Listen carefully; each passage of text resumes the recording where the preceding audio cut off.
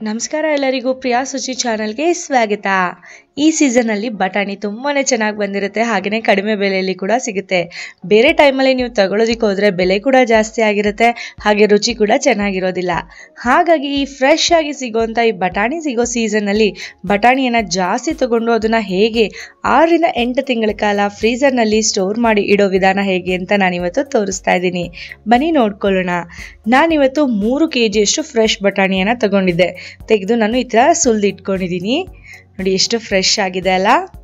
ಏನಾದರೂ ಹುಳುಕಿದ್ರೆ ಆರಿಸಿ ಕ್ಲೀನಾಗಿ ತೆಗೆದಿಟ್ಕೊಳ್ಳಿ. ಈಗ ಎಲ್ಲ ಆರಿಸಿ ಆಗಿದೆ. ಈಗ ನಾನು ಒಂದೊಂದು ಪಾತ್ರೆಯಲ್ಲಿ 2 ಲೀಟ್ರಷ್ಟು ನೀರನ್ನು ನಾನು ಹಾಕಿ ಇಟ್ಟಿದ್ದೀನಿ. ಆ ನೀರು ಕುದಿಯೋದಕ್ಕೆ ಇನ್ನೇನು ಸ್ವಲ್ಪ ಹೊತ್ತಿಗೆ ಕುದಿಯೋದಕ್ಕೆ ಸ್ಟಾರ್ಟ್ ಆಗುತ್ತೆ ಅನ್ನುವಾಗ 2 ಪಾತ್ರೆಗೂ ಒಂದೊಂದು ಚಮಚದಷ್ಟು ಸಕ್ಕರೆ ಹಾಗೆಯೇ ಒಂದೊಂದು ಚಮಚದಷ್ಟು ಉಪ್ಪನ್ನು ಹಾಕೊಳ್ತಾ ಇದ್ದೀನಿ.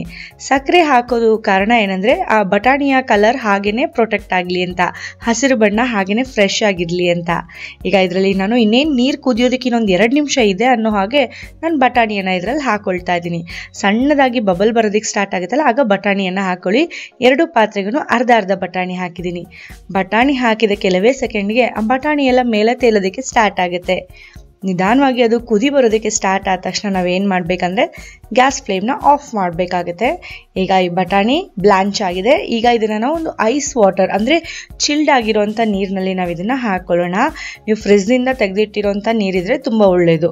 ಆ ಥರ ನೀರಿಗೆ ಈ ಬಿಸಿ ಬಿಸಿಯಾಗಿರೋಂಥ ಬಟಾಣಿಯನ್ನು ನಾನು ಹಾಕ್ಕೊಳ್ತಿದ್ದೀನಿ. ಬ್ಲಾಂಚ್ ಮಾಡಿರೋಂಥ ಬಟಾಣಿಯನ್ನು ಪೂರ್ತಿ ಬಟಾಣಿ ಹಾಕಿದ ಮೇಲೆ ಈ ಪಾತ್ರೆಗೆ ನಾವು ಇನ್ನೂ ಸ್ವಲ್ಪ ಐಸ್ ಕ್ಯೂಬ್ಸ್ಗಳನ್ನ ಹಾಕ್ಕೊಳ್ಬೇಕಾಗುತ್ತೆ. ಯಾಕೆಂದರೆ ಅದನ್ನು ಪೂರ್ತಿಯಾಗಿ ಅದಕ್ಕೆ ಒಂದು ಶಾಕ್ ಟ್ರೀಟ್ಮೆಂಟ್ ಕೊಡಬೇಕಾಗುತ್ತೆ ಐಸ್ ವಾಟ್ರಲ್ಲಿ. ಹಾಗಾಗಿ ನಿಮ್ಮ ಮನೇಲಿ ಎಷ್ಟು ಐಸ್ ಇದೆಯಲ್ಲ ಅಷ್ಟು ಹಾಕೊಳ್ಳಿ. ನಾನೊಂದು 2-3 ಬೌಲ್ನಲ್ಲಿ ಎಕ್ಸ್ಟ್ರಾ ಐಸ್ ಕೂಡ ಇಟ್ಟಿದ್ದೆ, ಹಾಗಾಗಿ ಅದನ್ನು ಕೂಡ ಹಾಕೊಳ್ತಾ ಇದ್ದೀನಿ.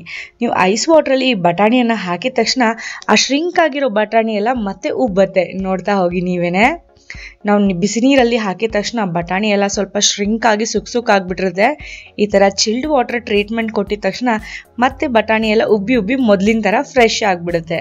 ನೋಡಿ ಎಷ್ಟು ಚೆನ್ನಾಗಾಗಿದೆ ಅಲ್ಲ. ಈಗ ಇದನ್ನು ನಾವು ಡ್ರೈನ್ ಮಾಡ್ಕೊಳ್ಬೇಕು. ಒಂದು ಜರಡಿಯಲ್ಲಿ ಹಾಕಿ ಇಟ್ಕೊಳ್ಳೋಣ. ಪೂರ್ತಿ ನೀರಿನ ಅಂಶ ಎಲ್ಲ ಹೋಗ್ಬೇಕು. ನೋಡಿ ಆ ಥರ ಜರಡಿಯಲ್ಲಿ ಒಂದು 10 ನಿಮಿಷ ಹಾಕಿಬಿಡಿ.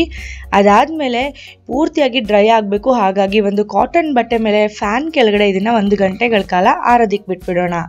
ಪೂರ್ತಿ ಅಗಲವಾಗಿ ನಾವು ಇದನ್ನು ಆರೋದಕ್ಕೆ ಬಿಟ್ಬಿಡಿ. ಫ್ಯಾನ್ ಹಾಕಿರಿ ಸಾಕು, ಬಿಸಿಲಲ್ಲೆಲ್ಲ ಒಣಗಿಸೋದು ಬೇಡ.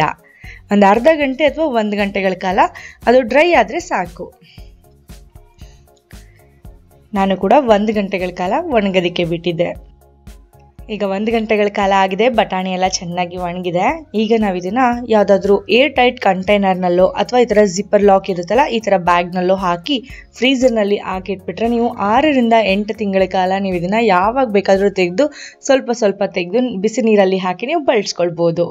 ನೋಡಿ ನಾನು ಹಾಕಿ 24 ಗಂಟೆಗಳ ಕಾಲ ಆದಮೇಲೆ ಯಾವ ರೀತಿಯಾಗಿ ಆಗಿದೆ ಅಂತ.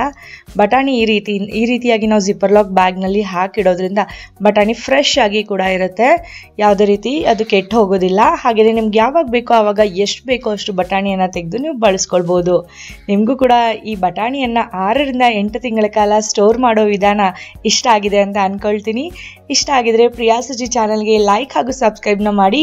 ಹಾಗೆ ನಿಮಗೆ ಇದು ಉಪಯೋಗಕಾರಿ ಅಂತ ಅನಿಸಿದ್ರೆ ನಿಮ್ಮ ಫ್ಯಾಮಿಲಿ, ಫ್ರೆಂಡ್ಸ್, ರಿಲೇಟಿವ್ಸ್ಗೂ ಕೂಡ ಶೇರ್ ಮಾಡ್ಕೊಳ್ಳಿ.